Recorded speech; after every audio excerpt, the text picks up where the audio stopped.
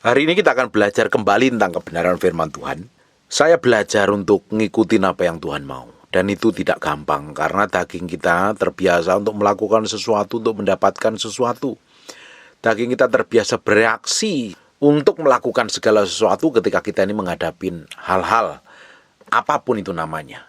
Dan kita meski belajar berdiam diri di dalam hadirat Tuhan sebelum kita ini bertindak, mengambil keputusan, bersikap, atau melakukan apapun juga.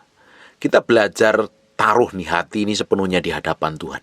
Ketika kita menghadapi persoalan yang bikin kita marah, jengkel, kita meski belajar diam dahulu dalam hadirat Tuhan.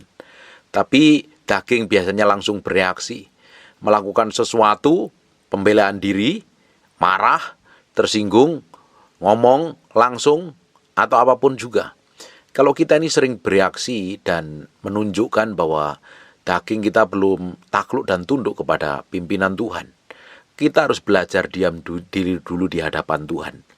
Kita harus taruh hati kita dulu di hadapan Tuhan. Kalau apa-apa kita langsung bereaksi, nanti daging yang ngontrol dan mengendalikan.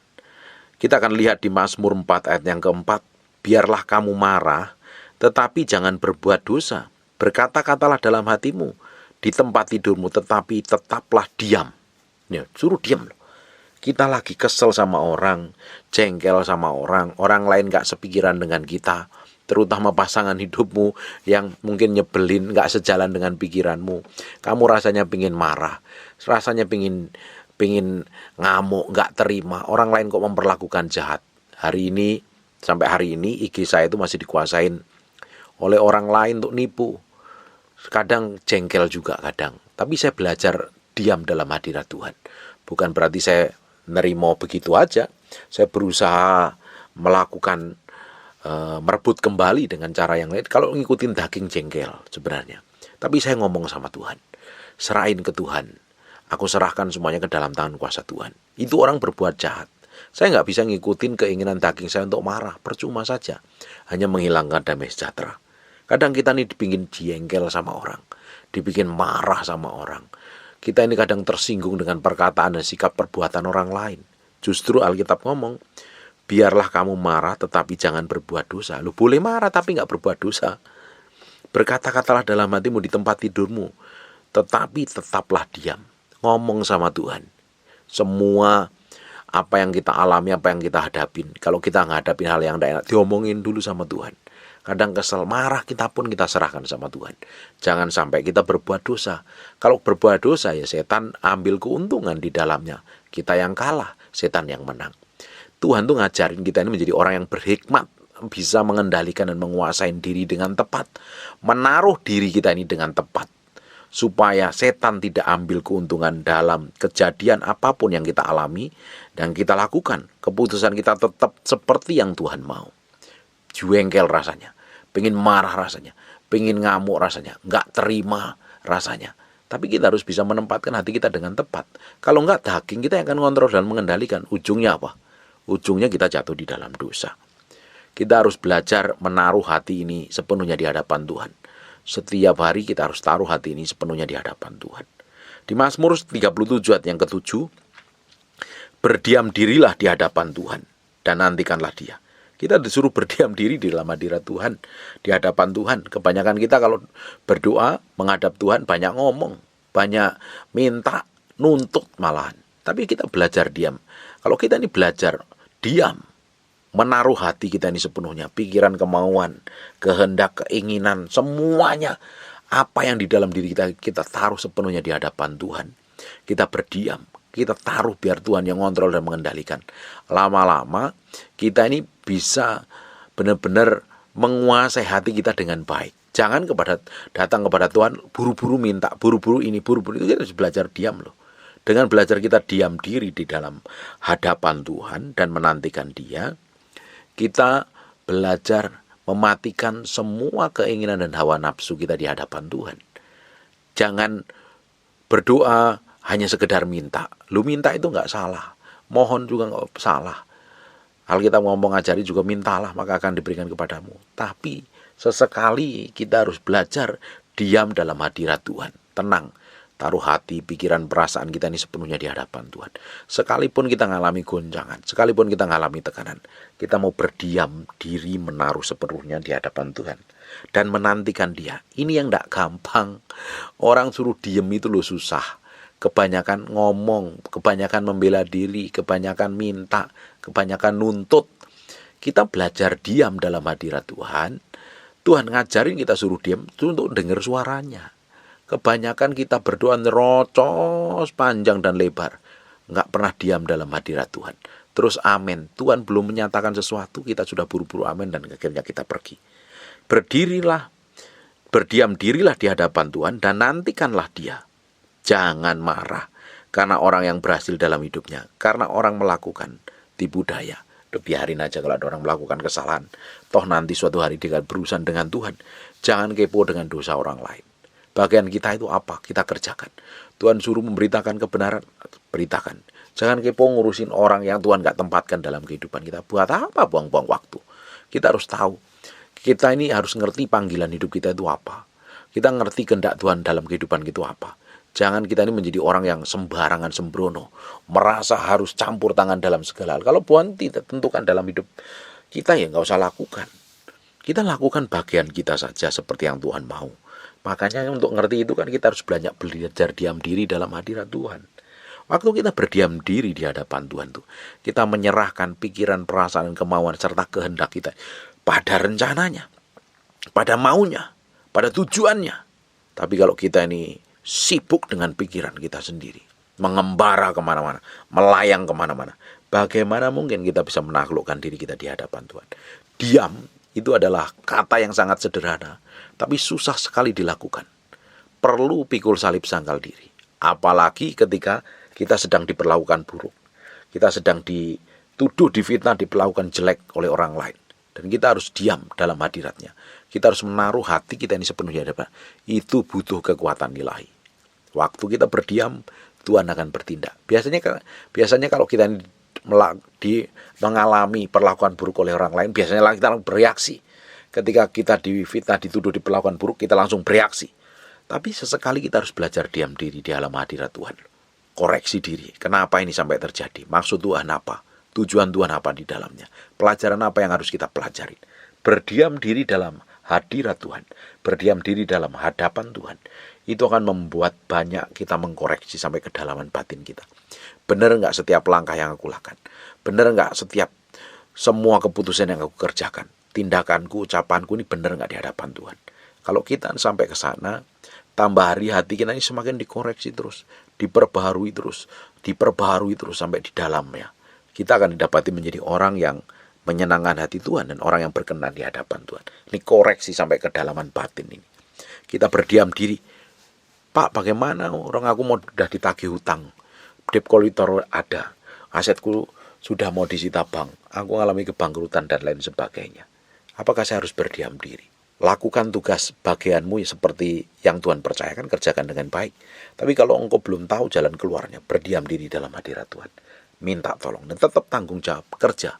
Lakukan segala sesuatu yang terbaik. Baru kita akan melihat bagaimana Tuhan bekerja melalui kehidupan kita.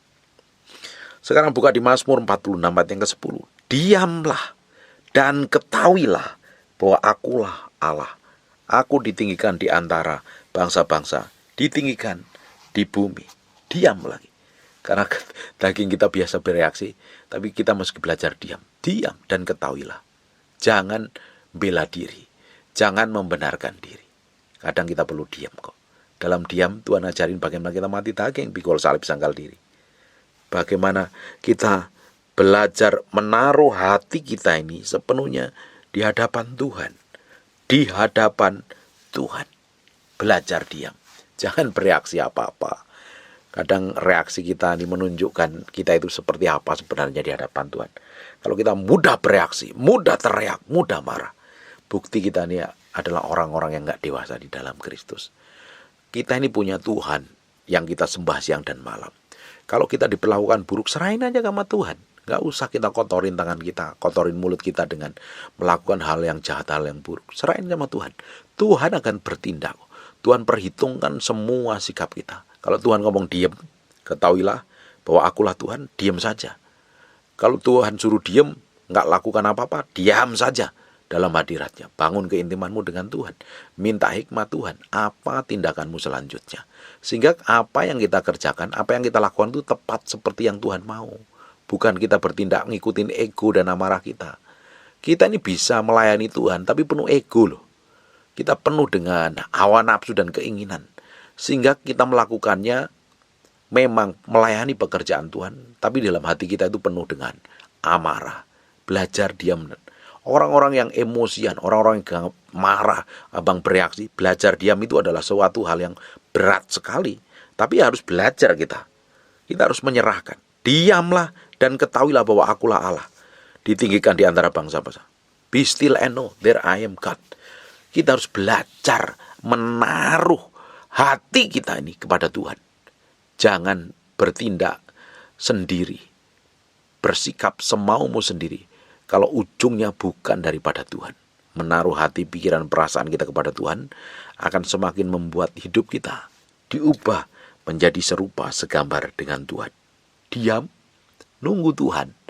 Itu adalah bagian kita masuk dalam dimensi kedalaman dengan Tuhan. Bahkan ketika kita nyembah, biasanya kita ngomong. Kita bisa berkata-kata. Tapi waktu kita diam, kita belajar menaklukkan pikiran. Menaklukkan kemauan, menaklukkan kehendak kita pada pusat kehendak Tuhan. Semakin kita bisa diam dalam hadiratnya, semakin kita memiliki pengendalian dan penguasaan diri dengan tepat. Mazmur 65 yang keempat, berbahagialah orang yang engkau pilih dan yang engkau suruh mendekat untuk diam di pelataranmu. Jangan cerewet di hadapan Tuhan. Diam di pelataran Tuhan. Ngomong dalam hatimu. Bergaul intim dengan dia. Kenalin sampai kedalaman batinnya. Hidup kita akan berubah. Hidup kita akan berubah. Pengenalan kita akan Tuhan itu akan menentukan loh. Reaksi kita seperti apa. Semakin orang itu memiliki kedalaman, keintiman dengan Tuhan, dia akan selalu bereaksi tepat seperti yang Tuhan mau. Berbeda dengan orang yang melakukan emosi penuh amarah, meledak-ledak tanpa ada pengendalian diri. Biasanya dia kurang bisa berdoa, kurang memiliki hubungan pribadi dengan Tuhan. Saya percaya ke orang kalau memiliki hubungan kedalaman dengan Tuhan, hidupnya pasti berubah. Kelakuannya berubah, sikapnya berubah. Mencerminkan apa yang Yesus lakukan, apa yang Yesus kerjakan. Di Mazmur 84 ayat yang keempat, berbahagialah orang yang diam di rumahmu, yang terus-menerus memuji-muji engkau. Diam di rumah Tuhan. Rest in the presence of the Lord. Pak, bagaimana Pak? Itu suami saya selingkuh, apakah saya harus diam? Diam aja lebih baik. Buat apa kita ini berbicara? Karena di dalam banyak berbicara banyak kelemahan, banyak pelanggaran. Kan kita ini nggak sesuai. Kalau kita ini berbicara, berkata-kata, bertindak tidak seperti yang Tuhan mau, semau kita sendiri, ujungnya kita akan jatuh dalam dosa. Kita mengalami banyak persoalan, pelanggaran, dan setan ambil untung di dalamnya. Kadang diam. Belajar diam tidak gampang bagi orang yang suka ngomong.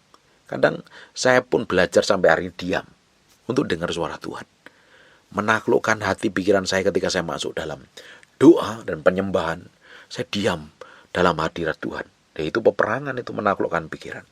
Kadang saya perlu belajar diam untuk dengerin istri saya ngomong cerita banyak hal. Kadang saya perlu diam mendengar orang lain ngomong. Dan kita pantau, kita perhatikan, kita pelajari. Kita kadang perlu diam kok. Nggak selalu harus ngomong, nggak selalu harus teriak, nggak selalu harus marah. Kadang dalam diam kita dalam hadiratnya, diam kita dalam pelataran Tuhan akan membuat hati kita yang di dalam ini diubah terus menjadi serupa segambar dengan Tuhan. Ini dibutuhkan pikul salib sangkal diri untuk diam dalam hadirat Tuhan. Karena kita terbiasa bereaksi, kita terbiasa bekerja, menjawab segala sesuatu, bertindak, ngambil keputusan menurut cara pandang kita sendiri. Kalau kita ini melakukan segala sesuatu menurut cara pandang kita yang kita anggap benar, belum tentu benar di hadapan Tuhan. Kita harus ngerti isi hati Tuhan. Kita kalau doa jangan hanya nyerocos, minta ini, itu, dan itu. Sesekali engkau perlu diam dalam hadiratnya. Dengerin Tuhan ngomong apa. Dengerin apa yang Tuhan mau dalam hidup. Saya berdoa, Tuhan campur tangan. Tuhan bikin breakthrough dan terobosan. Tuhan berperkara dalam kehidupan kita. Tuhan ngajarin kita semakin hari semakin ngerti apa yang Tuhan mau, ngerti apa yang Tuhan inginkan. Amin. Hari ini kita mau taruh hati ini, pikiran ini, perasaan ini, sikap dan tindakan ini sepenuhnya untuk Tuhan. Belajar diam dalam hadirat-Nya, menunggu Tuhan, menanti Tuhan untuk melakukan breakthrough dan terobosan. Dalam penantian kita, dalam diam kita, kita belajar pikul salib, sangkal diri, matiin daging, hawa nafsu kita. Kita taruh dalam pusat kehendak Tuhan. Dalam pusat kehendak Tuhan. Matiin. Jangan banyak bereaksi. Jangan apalagi bereaksi hal yang bodoh. Hanya membela diri dan membenarkan diri. Toh ujungnya percuma dan sia-sia. Belajar naruh hati ini di dalam pusat kehendak Tuhan. Dalam rencananya, Dia sendiri akan bertindak dengan caranya yang ajaib dalam kehidupan kita. Rest in the presence of the Lord. Diam dan menanti Tuhan buat mujizat. Matikan dagingmu, sangkali dirimu, ngikutin apa yang Tuhan mau dan inginkan. Amin. Tutup matamu, tutup Alkitabmu, kita berdoa. Bapa, dalam nama Yesus, terima kasih. Kami percaya bahwa terus kami dalam pusat kehendak-Mu. Ajarin kami untuk tetap tinggal dalam hadirat-Mu. Diam menantikan Kau. Diam bergaul intim dengan Kau. Ajarin kami menjadi orang yang bisa mengendalikan diri dengan baik. Tidak bertindak sembarangan, bersikap sembarangan, dan ngomong serampangan. Kami mau taruh hati kami ini sepenuhnya dalam tangan kuasa-Mu yang kudus. Ajarin kami untuk diam dalam hadirat-Mu. Mematikan semua keinginan dan hawa nafsu kami. Supaya kami Engkau dapatin menjadi orang yang berkenan di hati-Mu. Terima kasih Tuhan. Kami materaikan firman-Mu dengan darah anak domba Allah. Terpatih dalam loh batin kami yang dalam. Ajarin kami terus masuk dalam dimensi kedalaman dengan Kau. Menikmatin baik-Mu, menikmatin kuasa, menikmatin hadirat-Mu. Terima kasih Tuhan. Kami kembalikan segala hormat, pujian, pengagungan buat Raja kami yang maha mulia. Kami berdoa untuk orang-orang yang sakit dan mengalami kelemahan tubuh. Oleh bilur Yesus, oleh darah Yesus. Jadilah Engkau tahir, jadilah Engkau sehat. Dalam nama Yesus. Kami berdoa dan mengucap syukur. Haleluya. Amin. And God bless you.